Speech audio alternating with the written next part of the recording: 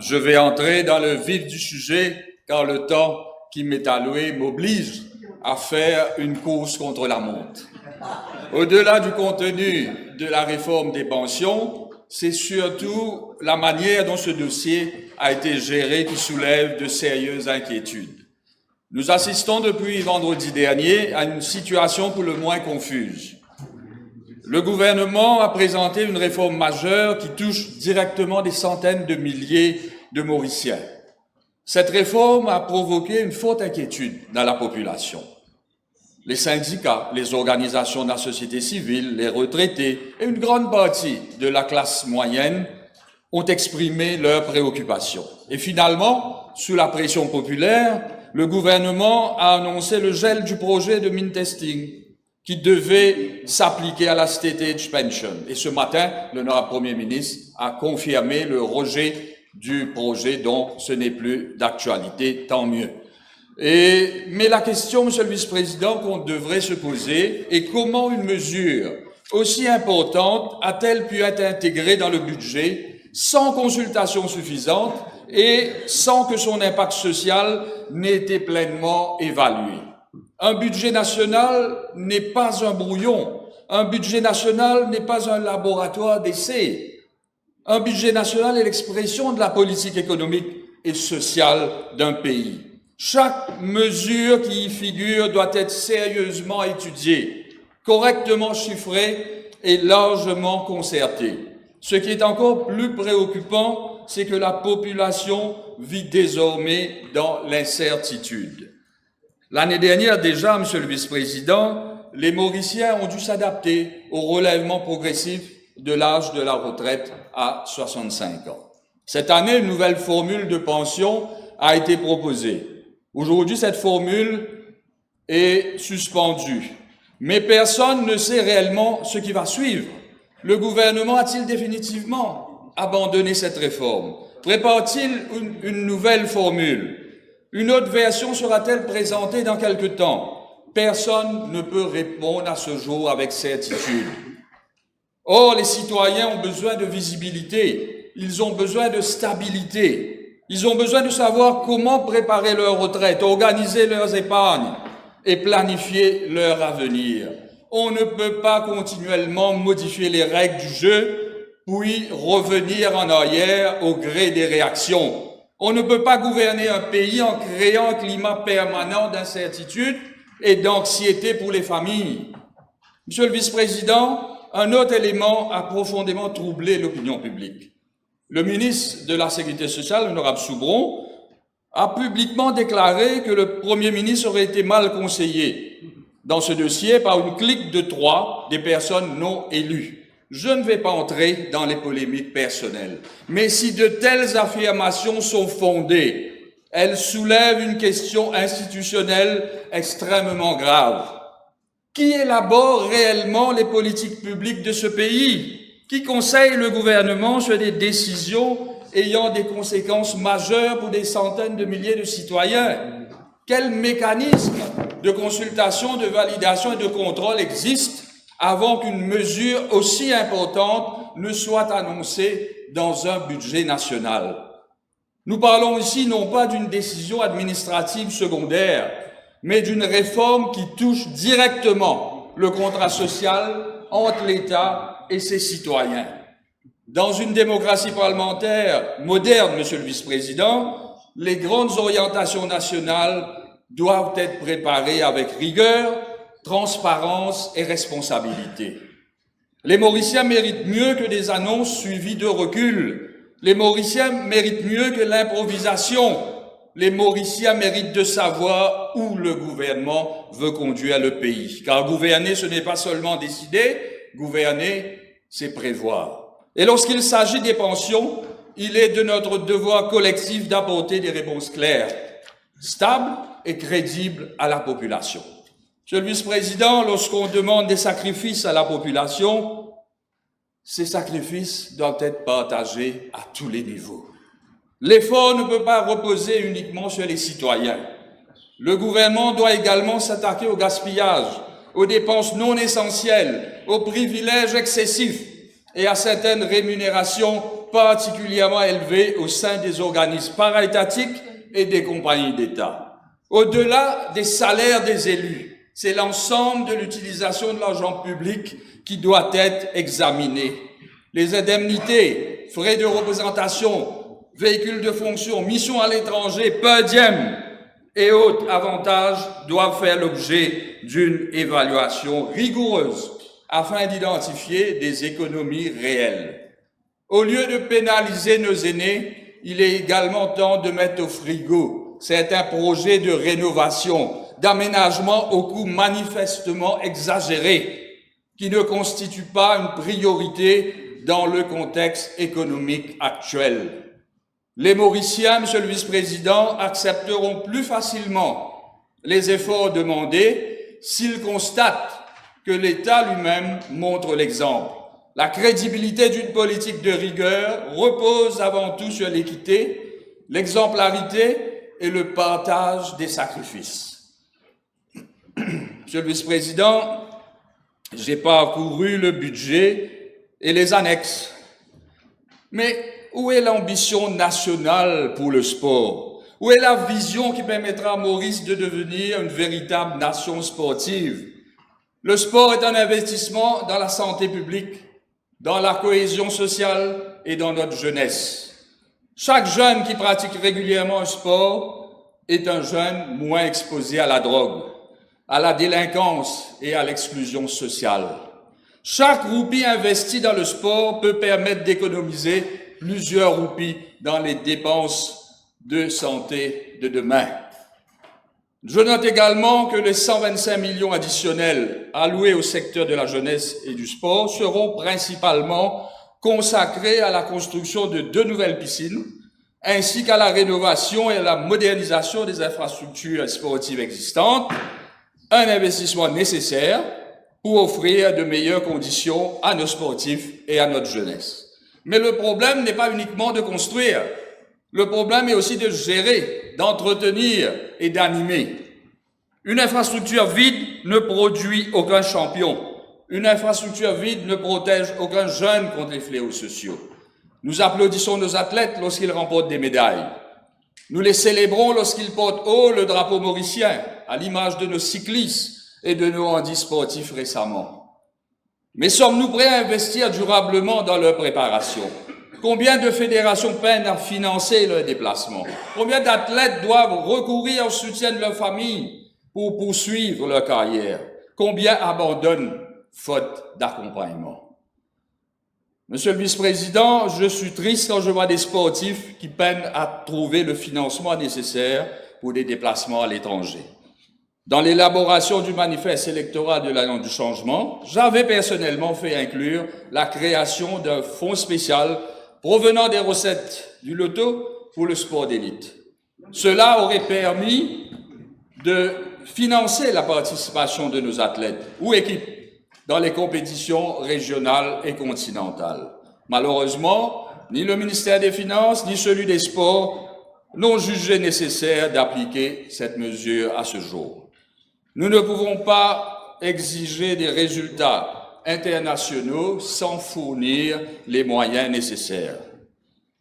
Monsieur le vice-président, la lutte contre la drogue demeure aujourd'hui l'un des plus grands défis auxquels notre pays est confronté. C'est un fléau qui touche toutes les régions, toutes les communautés, toutes les familles et plus particulièrement notre jeunesse. Je salue le fait que le gouvernement reconnaisse la nécessité d'une approche globale reposant sur 3 piliers, la prévention, la répression et la réhabilitation. Cette approche traduit une compréhension de la complexité du problème, car il est évident qu'aucune stratégie fondée sur un seul volet ne pourra apporter une solution durable. Cependant, si nous voulons réellement obtenir des résultats, nous devons nous interroger sur l'équilibre entre ces 3 piliers. Et le budget met fortement l'accent sur les mesures de sécurité, le renforcement des capacités d'intervention et les actions répressives.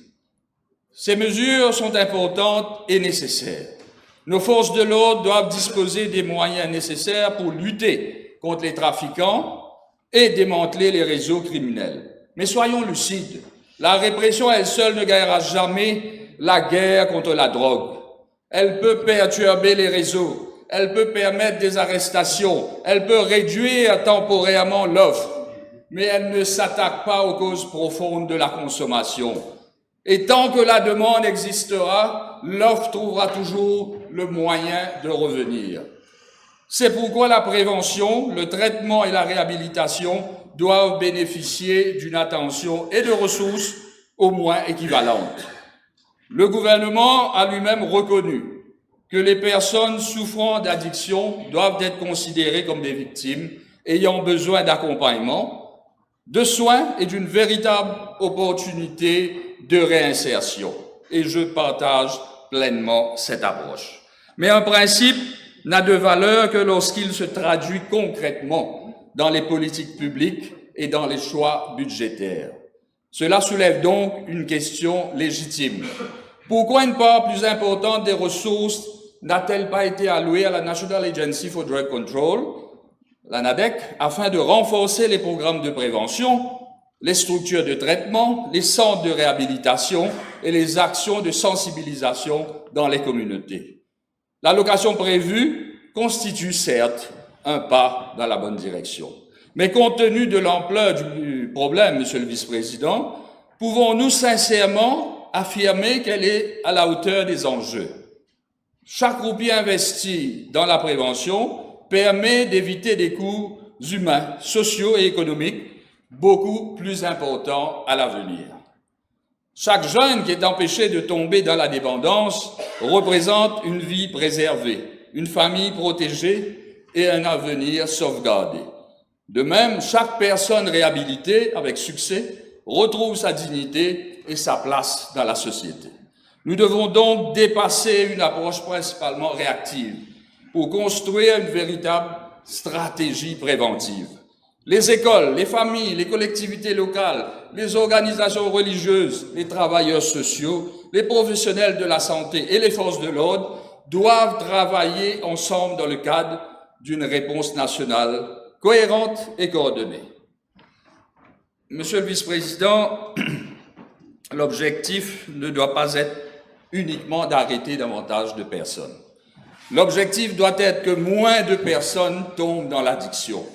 L'objectif ne doit pas être uniquement de saisir davantage de drogue, mais l'objectif doit être de sauver davantage de vies. Sur cette question, il existe un terrain d'entente qui dépasse les clivages politiques. Nous devons nous assurer que nos politiques, nos priorités et nos ressources reflètent pleinement cette ambition. Car au final, notre responsabilité collective est claire: protéger nos citoyens, accompagner les personnes affectées par la dépendance et préserver l'avenir de notre pays. Monsieur le Vice-président, la sécurité est l'une des premières responsabilités de l'État. Sans sécurité, il ne peut y avoir ni développement économique durable, ni cohésion sociale, ni confiance dans les institutions. Je prends note des ressources importantes consacrées aux questions de law and order dans ce budget. Et je comprends la nécessité de doter nos forces de l'ordre de moyens humains, technologiques et matériels nécessaires pour accomplir leur mission. Mais au final, une question demeure. Les Mauriciens se sentent-ils aujourd'hui plus en sécurité? C'est cela le véritable test. Car les citoyens ne mesurent pas la sécurité à travers les chiffres budgétaires. Ils la mesurent lorsqu'ils rentrent chez eux le soir. Ils la mesurent lorsqu'ils laissent leurs enfants sortir. Ils la mesurent lorsqu'ils ouvrent leur commerce. Ils la mesurent, Monsieur le Vice-président, lorsqu'ils circulent dans leur quartier. Et les Mauriciens attendent des résultats concrets. Ils veulent moins de trafic de drogue. Ils veulent moins de criminalité. Ils veulent moins de violence. Mais ils veulent davantage de présence policière sur le terrain. Ils veulent davantage de proximité entre les forces de l'ordre et les citoyens. La lutte contre la criminalité ne peut pas reposer uniquement sur une approche répressive. La sécurité commence également par la prévention. Elle passe par l'éducation, elle passe par l'insertion des jeunes, elle passe par le sport, elle passe par la lutte contre l'abandon scolaire, elle passe par la lutte contre la toxicomanie. Nous devons également, Monsieur le Vice-président, veiller à préserver un équilibre fondamental entre sécurité et liberté individuelle. Une démocratie forte est capable de protéger ses citoyens tout en respectant leurs droits fondamentaux. Les deux objectifs, ne sont pas incompatibles. Le pays a besoin d'une stratégie cohérente où la police, les collectivités locales, les écoles, travailleurs sociaux et les familles travaillent ensemble. Car la sécurité ne se construit pas uniquement dans les commissariats. Elle se construit aussi dans les quartiers, dans les écoles, au sein des familles. Je soutiendrai donc toutes les mesures qui améliorent réellement la sécurité des Mauriciens. Mais je continuerai également à demander des comptes sur les résultats obtenus. Car ce qui importe, ce n'est pas seulement ce qui est annoncé dans un budget, ce qui importe, c'est ce qui change concrètement dans la vie quotidienne de nos concitoyens. Monsieur le vice-président, dans ma course contre la montre, je m'arrête un moment aux courses hippiques. Je dois saluer la mesure qui consiste à aider les apprentis jockeys mauriciens à avoir une assurance et recevoir une formation. J'avais suggéré cela au Premier ministre lors d'une de mes questions dans cette Assemblée. Je demande au gouvernement d'étendre cette mesure aux track riders, jockeys locaux et palefreniers. Ce sont les principaux artisans de l'industrie hippique mauricienne. Ils sont à pied d'œuvre de janvier à décembre pour garder cette industrie vivante. Ils méritent toute notre attention et notre considération. Par ailleurs, le gouvernement annonce la création d'un horse racing fund. Mais à bien y voir, il n'y aura pas de grands changements sur cette nouvelle relation. One more minute. On change simplement de nom. Les activités de la Gambling Regulatory Authority et de sa Horse Racing Integrity Division se font à travers la Responsible Gambling and Capacity Building Fund. Il passera désormais sur le nouveau Horse Racing Fund. Je rappelle à la Chambre que la GRA fait déjà les frais des analyses de contrôle antidopage pendant la saison et hors compétition également. Donc, rien de nouveau en ce qui concerne cette annonce. Je vais conclure, Monsieur le Vice-président, en disant quelques mots rapidement sur le volet culture du budget 2026-27. Quelques secondes. Je note les intentions positives annoncées de la culture. Je note les intentions positives annoncées en faveur de la culture et de nos artistes. Toutefois, je regrette l'absence d'un projet concret pour doter le pays d'une véritable infrastructure permettant à nos artistes de se produire dans des conditions professionnelles et devant un large public. Monsieur le vice-président, la culture n'est pas un luxe, elle fait partie de notre identité nationale et mérite des investissements à la hauteur du talent de nos artistes. Je prends acte des mesures annoncées dans ce budget, mais au-delà des déclarations d'intention, je serai particulièrement attentif à leur mise en œuvre. Nos artistes ont entendu beaucoup de promesses au fil des années. Il est temps, Monsieur le Vice-président, de passer des annonces aux réalisations concrètes. Je vous remercie.